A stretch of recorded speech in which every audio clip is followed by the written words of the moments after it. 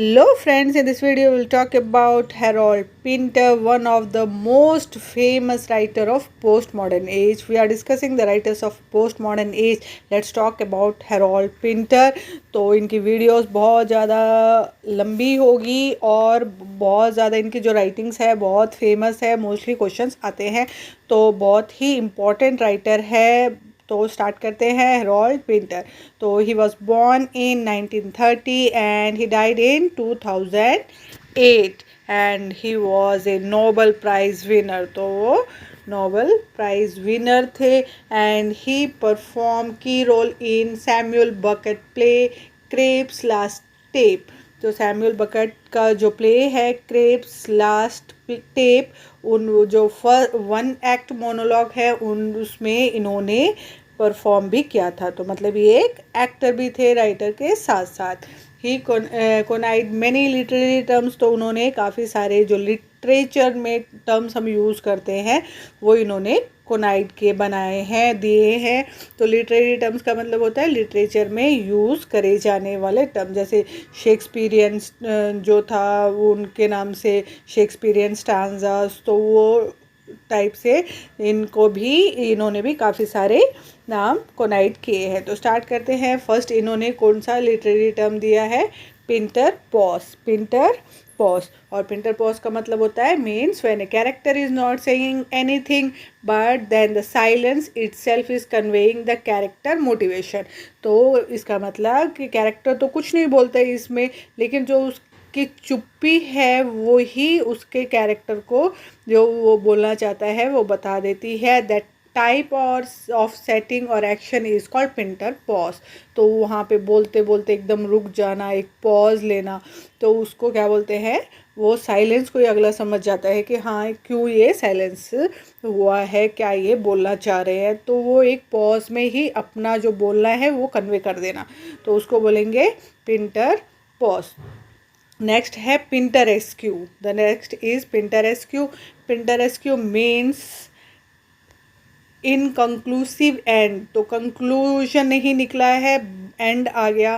To a comedy of menace and absurdity influenced by Samuel Beckett, who was considered to be Pinter's ego idol. तो जो painter के ego idol माने जाते हैं, मतलब conclusion नहीं निकला है, एंड हो गया है। कॉमेडी ऑफ मीनेस में जैसे होता है, एब्सुर्डिटी में होता है। तो अब आप कहेंगे कि एब्सुर्डिटी क्या होता है, ईगो आइडल क्या है, कि जैसे ये टर्म्स जो यूज़ हुए हैं, ego idol, absurdity, comedy of menace, तो इसका मतलब समझना पड़ेगा। तो ये समझते हैं।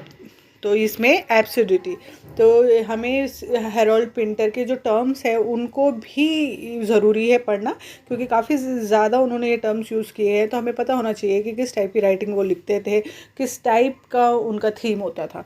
तो एब्सुर्डिटी का मतलब होता है means the character which are performing are not real. तो कैरेक्टर जो परफॉर्म कर रहे हैं, देखो वो रियल तो होते नहीं है, and talking and behaving in a manner different from how normal people can behave। तो जैसे हम नॉर्मल पीपल बिहेव करते हैं उससे वो अलग बिहेव करते हैं, तो उसको बोलते हैं एब्सर्डिटी। ओके, तो ये क्या है? बोला जा रहा है, बोला जा रहा है, बोले जा रहा है, कुछ भी बिहेव कर रहा है डिफरेंट मैनर में, आम आदमी नहीं करता। तो ओवर एक्टिंग टाइप हो गया कि भाई हाँ बोल रहा है, रियल दिखते ही नहीं है वो, तो उसे कहेंगे एब्सर्डिटी। तो next is ego idol. Ego idol का मतलब क्या है? Means the person who is a kind of mentor to Pinter. तो जो उनके मेंटर है, किसको मानते थे वो अपना मेंटर? सैमुअल बकेट को। वो काफ़ी ज़्यादा इन्फ्लुएंस थे सैमुअल बकेट से, तो वो अपना मेंटर मानते थे उनको। तो next is comedy of menace का मतलब क्या है? Basically Harold Pinter is famous for writing two kinds of play. तो वो दो प्ले के लिए काफ़ी फेमस है, इस दो टाइप के प्ले वो लिखते थे। तो first is comedy of menace, the next is memory play. ये दोनों प्ले वो लिखते थे। अब हम देखते हैं कॉमेडी ऑफ मीनेस क्या होता है। तो कॉमेडी ऑफ मीनेस का मतलब है, मीनेस का मतलब है मीन्स डेंजर और थ्रेट। मीनेस का मतलब क्या है? डेंजर और थ्रेट, खतरा कोई भी चीज़ से। थ्रेट मतलब डेंजर है, कुछ भी खतरा है। तो इसमें मीनेस का मतलब ये है, कॉमेडी ऑफ मीनेस मतलब कॉमेडी के अंदर कुछ ना कुछ थ्रेड।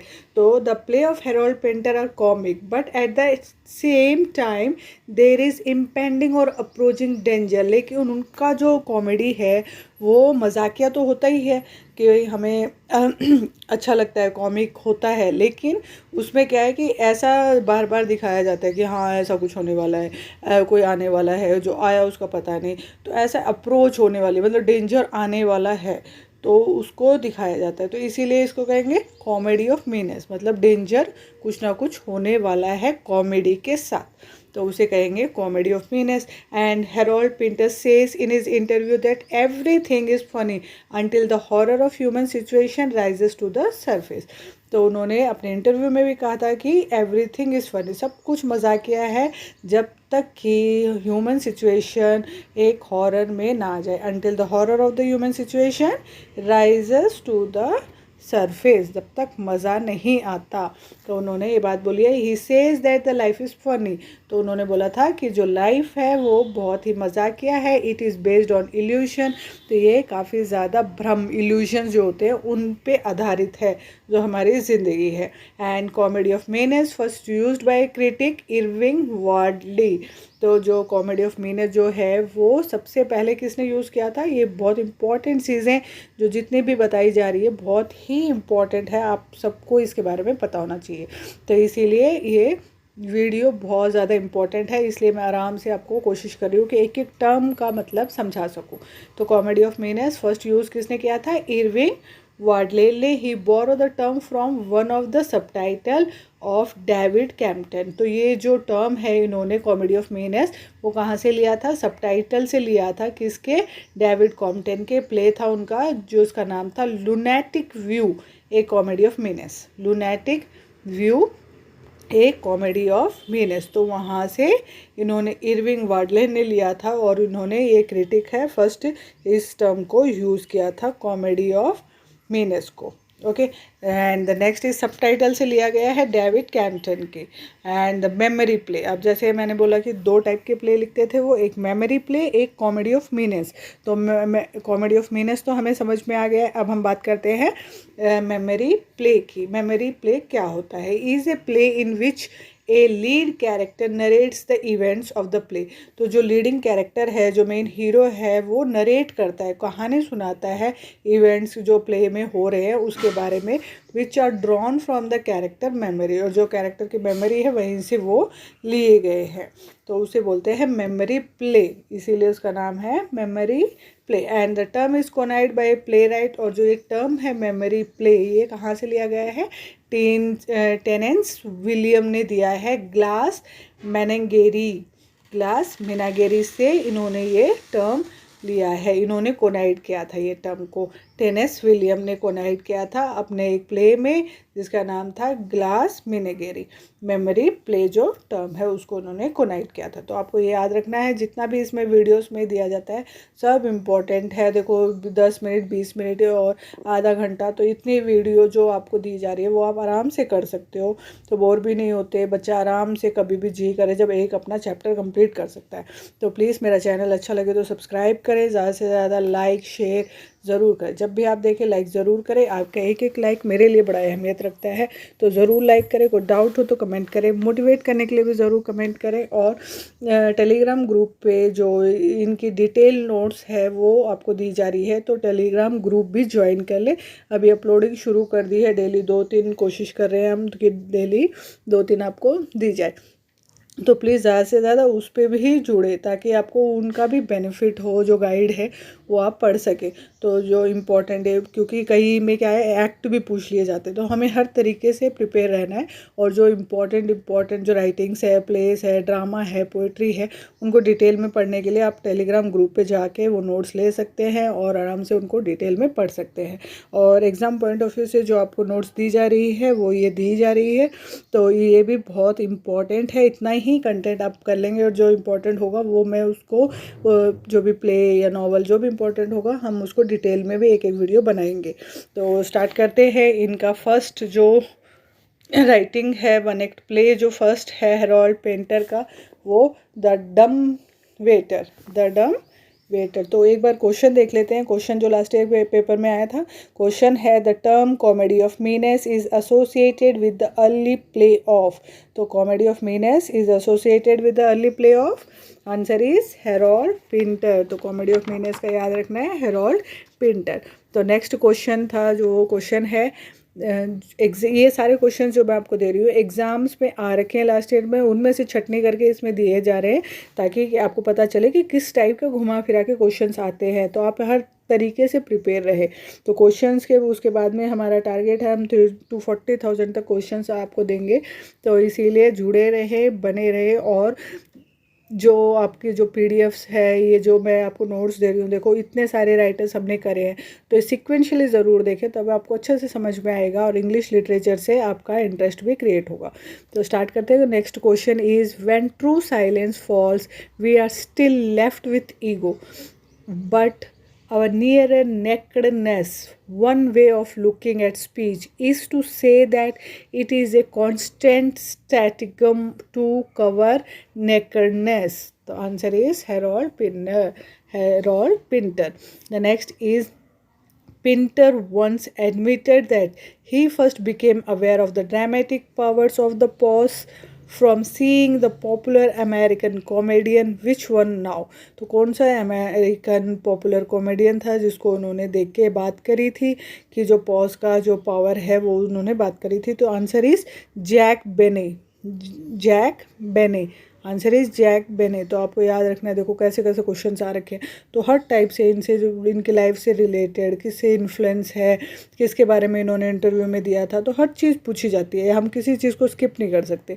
तो जो इसमें मैंने नहीं लिखा था तो इसलिए मैं क्वेश्चन आंसर्स के थ्रू आपको बता रही हूँ कि इस टाइप के क्वेश्चन आते हैं। The next question is who wrote the screenplay for the film version of John Fowles novel French lieutenant woman. तो फ्रेंच लेफ्टिनेंट वुमन का जो स्क्रीन प्ले है वो किसने लिखा था? Answer is Harold Pinter. ये हमने जब जॉन फॉल्स करे थे उस टाइम पे भी मैंने आपको बता दिया था, फ्रेंच लेफ्टिनेंट वुमन का जो स्क्रीन प्ले है वो हेरोल्ड पिंटर ने लिखा था। तो नेक्स्ट करते हैं, स्टार्ट करते हैं अपना द डम वेटर। द डम waiter and it was published in 1957। ये परफॉर्म किया गया था स्टेज पे, वन एक्ट प्ले है ये। It is a 2 character play which is set in the basement of the old house. तो ये 2 कैरेक्टर प्ले है जो बेसमेंट में रह रहे हैं एक पुराने से घर में, and there is a room in the basement of the house.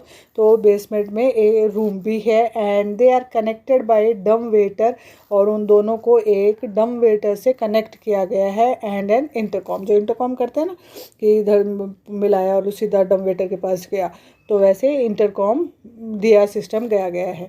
Ben and Gus are living in the basement. तो बेन और गैस 2 जने इसमें बेसमेंट में रह रहे हैं of the house, and there are this 2 rooms, दो कमरे हैं बेसमेंट के अंदर, which are connected to a dumbwaiter. तो वो कनेक्ट है किससे? डम वेटर से, इंटरकॉम के through. Ben and Gus are hired killers. तो ये दोनों क्या है? ये हायर्ड किलर्स होते हैं ना, जो भाई हाँ पैसे लेके किसी को मार देते हैं, तो वो ये किलर्स है who are waiting for their victim. तो वो किसी का इंतज़ार कर रहे हैं किसी को मारने के लिए, and the identity of the victim is not yet told to the audience. तो जो किसको मारना है, कब मारना है, वो ऐसा कुछ भी इसमें नहीं बताया गया ऑडियंस को। And there is A dumbwaiter. तो एक डम वेटर है, वो आता है who goes up and down bearing notes. तो ऊपर नीचे जाता है अबाउट द फूड ऑर्डर, जो वो नोट लिख के लेके जाता है, ऑर्डर लेके जाता है कि क्या क्या लाना है फूड में, क्या करना है। तो वो अपना आता है जाता है, ये करता रहता है। It is a absurd play. तो जैसे मैंने बताया ये एब्सर्ड प्ले है, एब्सर्डिटी हमने कर ली है, तो एब्सर्ड प्ले है ये। And Ben and Gus are answering the call on intercom, and on the call a person tell Ben. तो ये दोनों इंटरकॉम पे बात कर रहे थे, आंसर दे रहे थे, और इंटरकॉम पे एक आदमी बेन से बोलता है that you have to shoot the first person who comes in the room. तो वो बोलता है कि तुम्हें उसके जो भी तुम्हारे रूम में फर्स्ट पर्सन आए उसको तुम्हें शूट करना है, वो ही विक्टिम है। And when Ben is answering the call, Gus is not there. तो जब बेन उसका आंसर कर रहा था, वो उसको बता रहा था, गैस वहाँ पे नहीं था।